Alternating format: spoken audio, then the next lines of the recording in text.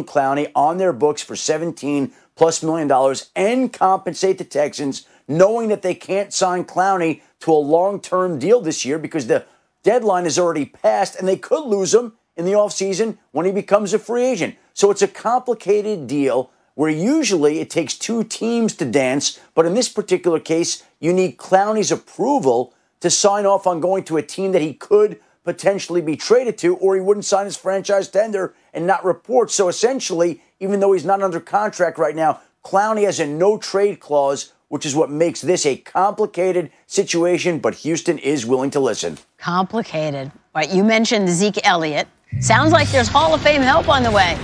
Marshall Faulk said Thursday on the Rich Eisen show that he's heading to Cabo to train with the Cowboys running back. Faulk says he wants to get Zeke not just in good shape, but in football shape. Adam, where do negotiations stand with Zeke and the Cowboys?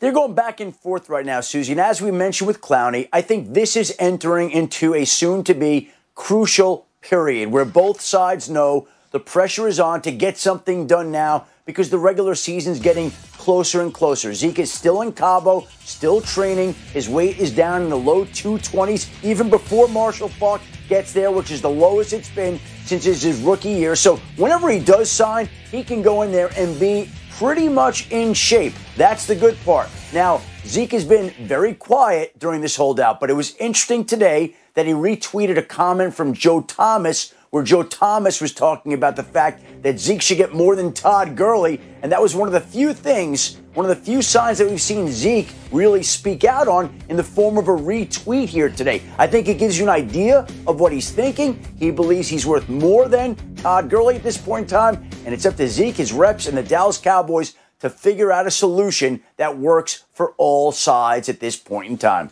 But the clock is ticking. So what's the right move? It's pretty clear now. He just wants to be the highest paid running back. Is that pretty clear? Is that what we think? Yeah, that's certainly what Ezekiel Elliott wants. Now, whether or not Jerry Jones and the Cowboys are prepared to do that, we got to keep in mind that he's basically under contract for 2 more years, and they can franchise him afterwards.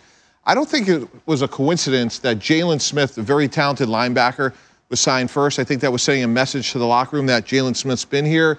He's handled his business accordingly, both on and off the field, and we're going to reward him first. Now, look, Zeke's a transformative talent. We all know that. However, there have been some bumps in the road, and I do think this will come down to how much money is going to be guaranteed.